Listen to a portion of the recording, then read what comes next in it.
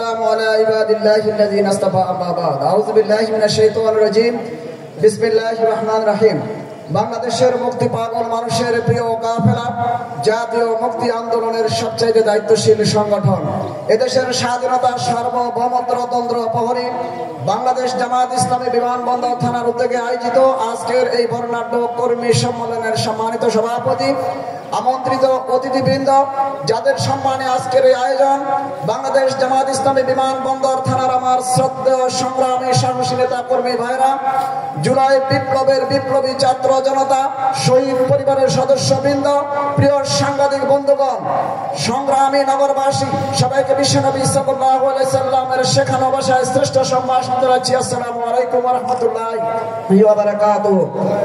সংগ্রামী কর্মী ভাইরা 1971 সালের 9 মাসের এক রক্তক্ষয়ী সংগ্রামের মধ্য দিয়েই লাখ শহীদের রক্তের বিনিময়ে অর্জিত স্বাধীন সার্বভৌম বাংলাদেশের মানুষের অধিকার নিয়ে বিগত 54 বছর পর্যন্ত যারা ছিনিমিনি খেলেছে কখনো স্বৈরাচার কখনো পাকশান কখনো প্রেসিডেন্ট কায়েম করার মাধ্যমে বাংলাদেশের এই অর্থনৈতিক সমৃদ্ধ এই দেশকে তলাবিহীন জুড়িতে পরিণত করেছে অতীতের সেই অযোগ্য অথর্ব ব্যর্থ নেতৃত্বের কাছে বাংলাদেশ পরিচালনার রাষ্ট্রীয় চাবিকাঠি বাংলার জনগণ আর তুলে দিতে চায় না। তাই বাংলার দিকে দিকে আজ শহর নগর বন্দর গ্রাম পাড়া মহল্লা দিকে দিকে দলিত প্রতিদ্বন্দ্বিতা হচ্ছে সব দলের দেখা শেষ জামায়াত ইসলামীর বাংলাদেশ আল কোরআনের পার্লামেন্ট। তাই আসুন 36 জুলাই ঐতিহাসিক গণঅভ্যুত্থানের মাধ্যমে যে নতুন বাংলাদেশের পথ চলা শুরু হয়েছে পরিবর্তিত পরিস্থিতিতে আগামী দিনের ক্ষুধা দারিদ্র বেকারত্ব সন্ত্রাস দুর্নীতিমুক্ত বিধিহীন নিরাপত্তাপূর্ণ স্বনির্ভর বাংলাদেশ বিনির্মাণের জন্য বাংলাদেশ জামায়াত ইসলামীর পতাকা তলে গোটা দেশবাসীকে ঐক্যবদ্ধ হওয়ার আহ্বান জানিয়ে আমি আমার বক্তব্য শেষ করছি। আল্লাহ হাফেজ। বাংলাদেশ জিন্দাবাদ। বাংলাদেশ জামায়াত ইসলামী জিন্দাবাদ। বিশাল সমাবেশ সম্মেলন কক্ষে প্রবেশ করেছে আমরা তাদেরকে স্বাগত জানাতে চাই। নারে তাকবীর নারে তাকবীর। এরপর যে বক্তব্য রাখবেন আলবুত থেকে মিল্লা বাংলাদেশ জামায়াত ইসলামী বিমানবন্দর থানার উদ্যোগে আয়োজিত আজকের ঐতিহাসিক কর্মী সম্মেলনের সম্মানিত সভাপতি সম্মানিত প্রধান অতিথি সম্মানিত বিশেষ অতিথিবৃন্দ আমার একান্ত প্রিয় কর্মী ও বিমানবন্দর থানাবাসী আসসালামু আলাইকুম। বাংলাদেশ জামায়াত ইসলামী এদেশের একটি মানবিক ইসলামী সমাজ নির্মাণ দুর্নীতিমুক্ত চাঁদাবাজ মুক্ত একটি আদর্শ সমাজ গড়ার জন্য কাজ করে হচ্ছে এদেশের প্রতিটা গ্রামে প্রতিটা মহল্লায় প্রতিটা গঞ্জে বাংলাদেশ জামায়াত ইসলামী তার আদর্শ নিয়ে কাজ করে যাচ্ছে। আমরা বিশ্বাস করি একটি সুন্দর বাংলাদেশ যদি উপহার দিতে হয় তাহলে বাংলাদেশ জামায়াত ইসলামের বিকল্প কোনো দল মত এদেশে আর নেই আমরা এটা বিশ্বাস করি।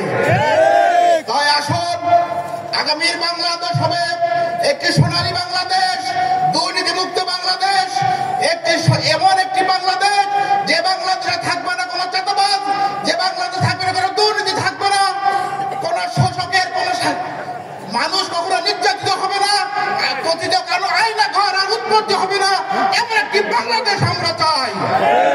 আসুন সেই বাংলাদেশ গড়ার মহান প্রত্যয়কে সামনে রেখে আমরা হাতে হাত রেখে একত্রিত হয়ে কাজ করি।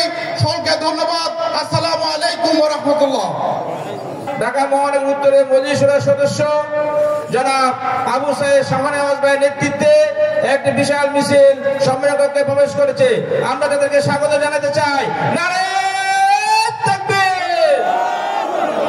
সম্মানিত ভাইরা এই পর্যায়ে আমাদের মধ্যে সংক্ষিপ্ত বক্তব্য রাখার জন্য অনুরোধ করছি বিমানবন্দর থানার সাবেক সংগ্রামী সেক্রেটারি মাওলানা মকবুল আহমেদ ভাই এই পর্যায়ে বক্তব্য রাখবেন মাওলানা মকবুল আহমেদ।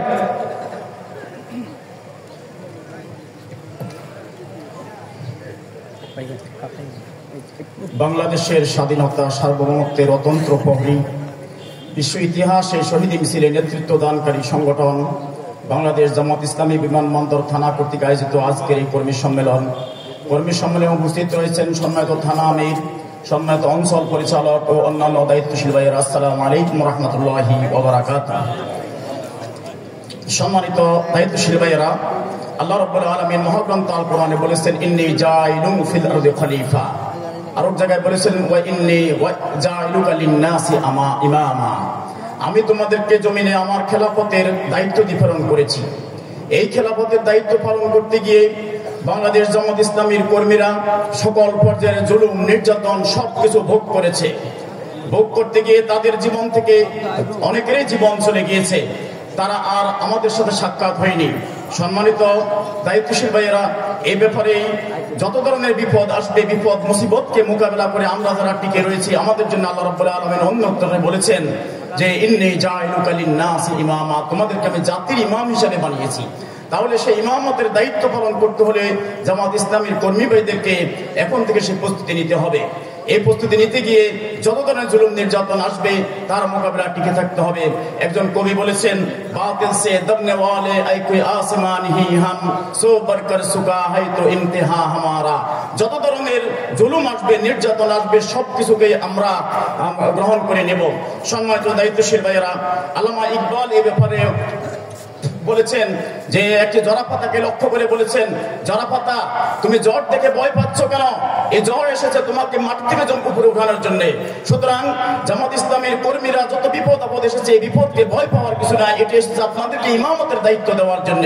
সুতরাং আমরা সেই ইমামতের দায়িত্ব নেওয়ার জন্য, দায়িত্ব পালন করার জন্য আমরা প্রস্তুতি নেই।